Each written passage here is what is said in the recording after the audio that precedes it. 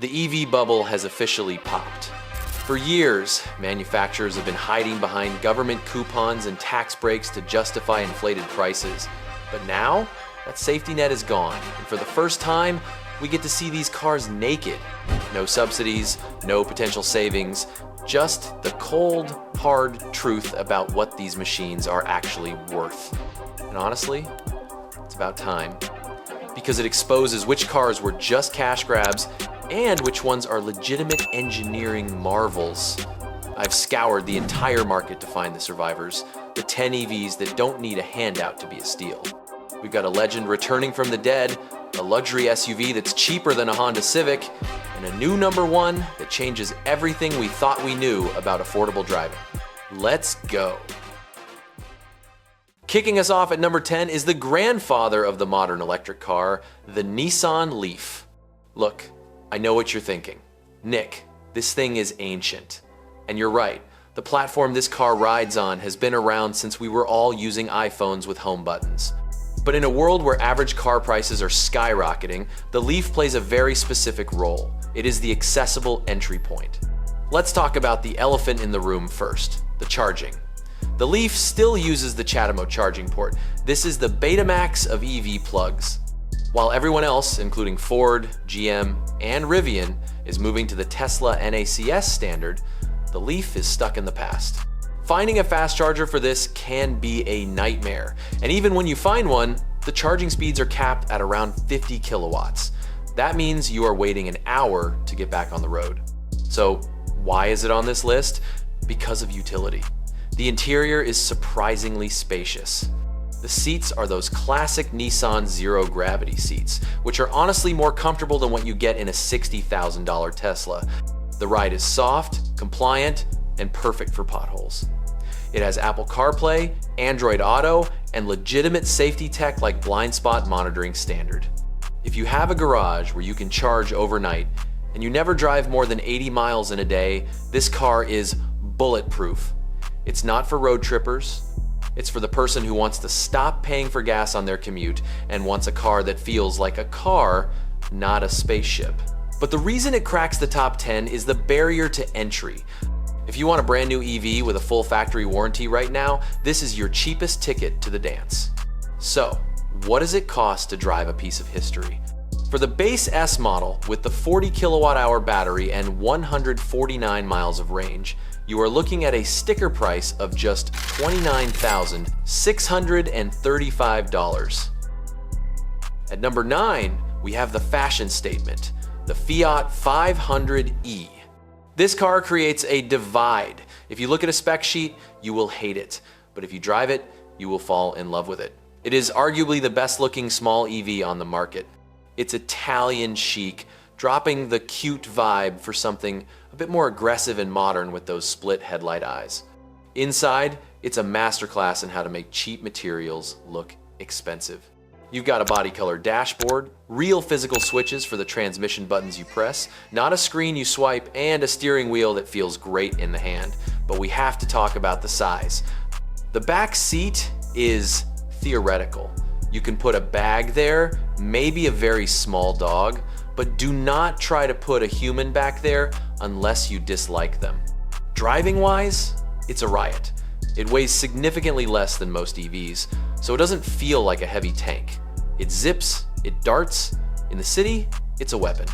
You can perform U-turns on a dime and park in gaps that would make a crossover driver cry. The downside is the battery. It's small. You're getting an EPA estimated range of 149 miles. In the winter, with the heater blasting, expect closer to 100.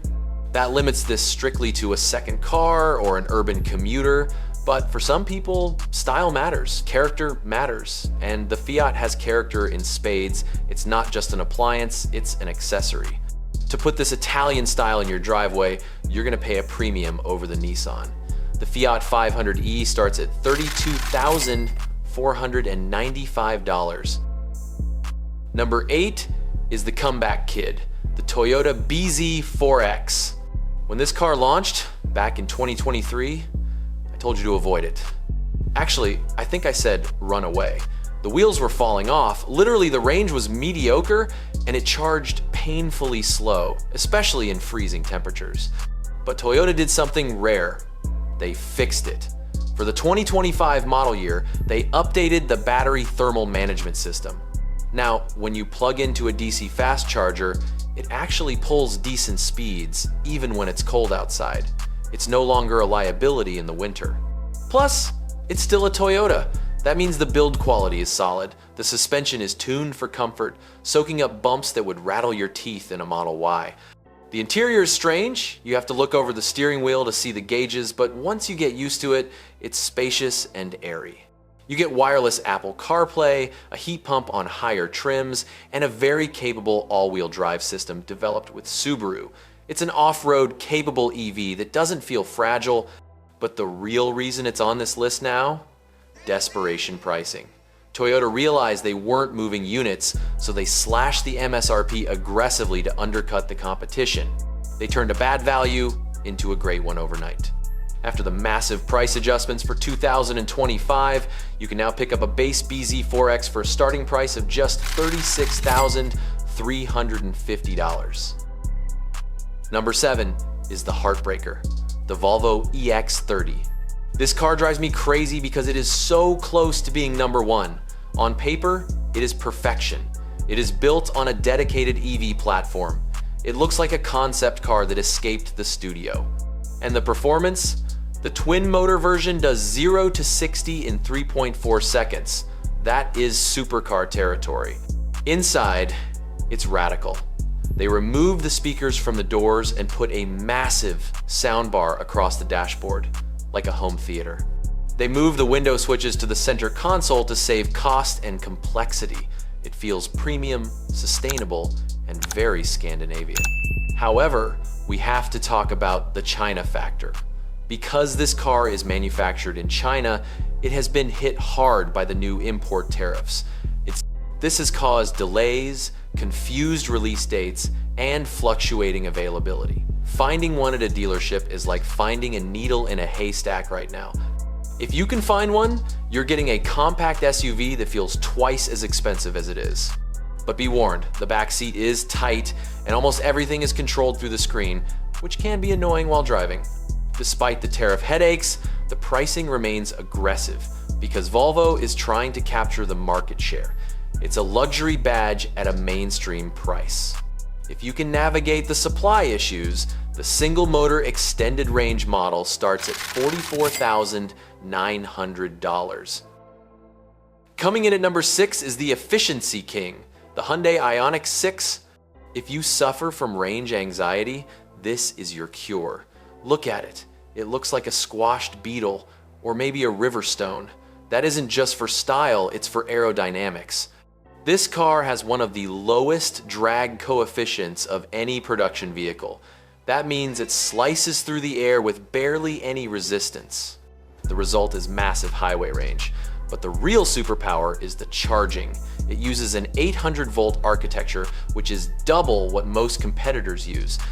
You can pull into a 350 kilowatt charger and go from 10% to 80% in just 18 minutes. Think about that. 18 minutes. By the time you walk inside, use the restroom, and grab a coffee, the car is screaming at you that it's ready to leave. It fundamentally changes how you road trip. The interior is spacious, especially the rear legroom, which is limo-like.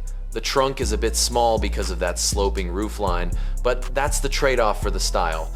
It's quiet, tech-heavy, and feels years ahead of the traditional automakers. You're getting flagship technology for a mid-range price. It's the best sedan on the market if you don't want a Tesla. For the SE standard range model, which gives you all that fast charging tech, you are looking at a starting price of $37,500. You knew it was coming. Number 5, the Tesla Model 3. I can't make an EV list without this car. Even without the tax credit, and even with Elon's, let's say, colorful reputation, the Model 3 remains the benchmark. The reason is simple: the ecosystem. While owners of other cars are struggling with broken apps and credit card readers at Electrify America, Tesla owners just plug in and walk away. The supercharger network is the killer app. It works every single time. The car itself got a massive Highland update recently. It's quieter now. They added acoustic glass all around. The suspension is softer. They added ventilated seats, which is a lifesaver in the summer. And the base model uses an LFP battery, which loves to be charged to 100%. You don't have to baby it. The downsides? They removed the stalks. You have to use buttons on the wheel to signal a turn, and you swipe the screen to shift gears. It's annoying. It takes getting used to. And frankly, everybody has one. You won't stand out, but for pure dollar to value ratio, it's hard to beat the software integration and the ease of use. It's the iPhone of cars. For the rear-wheel drive model, offering 272 miles of range, the price sits at $38,990. Number 4 is the car that does everything just right, the Hyundai Kona Electric. If the Ioniq 6 is too weird for you, and the Leaf is too old, the Kona is the sweet spot. Hyundai took the old Kona, which was a great car, but cramped and fixed every single complaint. It's bigger now. Adults can actually sit in the back seat without their knees hitting their chin. The cargo space is excellent for a subcompact SUV. Up front, you get dual 12-inch panoramic screens that look fantastic. And unlike Tesla, Hyundai kept physical buttons for the climate control and heated seats. Thank you, Hyundai. Sometimes I just want to turn on the heat without navigating 3 submenus. The range on the SEL trim is 261 miles. It's front-wheel drive, so it's not a drift machine, but it handles daily abuse with ease. It's efficient, it has a heat pump, and it has vehicle-to-load tech, meaning you can plug a laptop or a coffee maker into the car. It's the perfect normal car that just happens to be electric. No learning curve, no weird quirks, just get in and drive. For the SE trim with the smaller battery, you can get in cheap, but even the longer range SEL keeps it affordable. The starting MSRP is $34,470. Entering the top 3, we have the car that finally delivers on the promise of an affordable family SUV, the Chevy Equinox EV. For years, affordable EV meant tiny hatchback. Chevy looked at that and said, no. The Equinox EV is a legitimate mid-size crossover.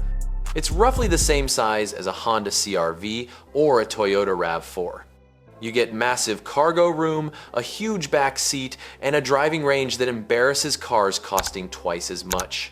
The front-wheel drive model gets an EPA estimated 319 miles of range. 319! That kills range anxiety dead. The tech is Google-based. The maps are Google Maps. The voice assistant is Google Assistant. It works flawlessly. The one controversy? No Apple CarPlay. Chevy blocked it. That is annoying, I won't lie. But the native system is good enough that you might forgive them.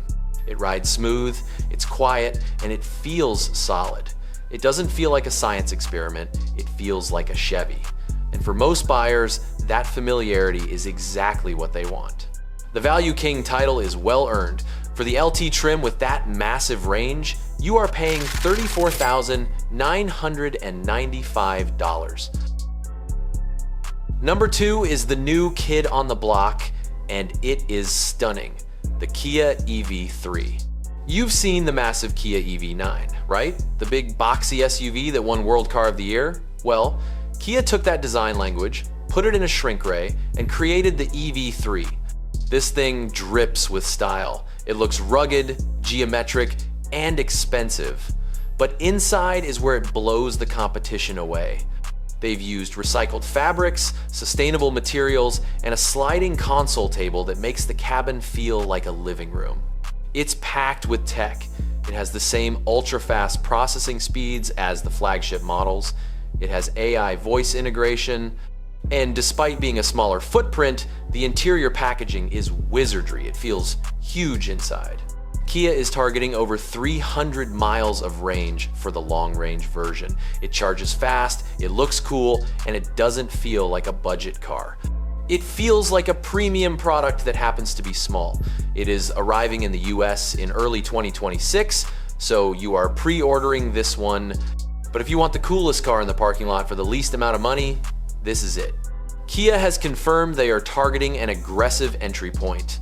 The estimates put the starting price right at $35,000.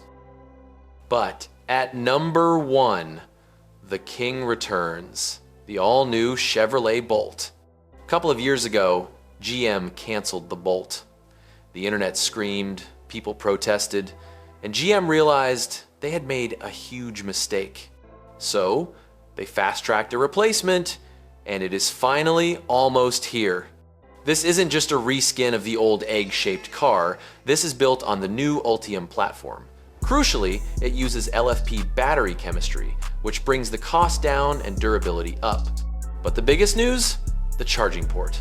The new Bolt comes native with the NACS port. That means you can use Tesla superchargers right out of the box without an adapter. It fixes the slow charging speed of the old Bolt, the one thing that held it back. It's slightly larger than the old EUV, so it's more comfortable. It has better tech, it charges faster, and it gives you access to the best charging network in the world. It is the ultimate convergence of value, utility, and usability. In a post-tax credit world, price is the most important spec, and Chevy has promised to keep the Bolt true to its roots. When orders open, Chevy is targeting a price that undercuts everyone. The new Bolt is set to start at $29,990. So there you have it. The government subsidies are gone, but the market has corrected itself. If you need a car today, right this second, go test drive the Equinox EV. It is the best bang for your buck on dealer lots right now. But if you can hold out, if you can wait just a few months, put a deposit down on that new Bolt or the Kia EV3. I want to know your pick.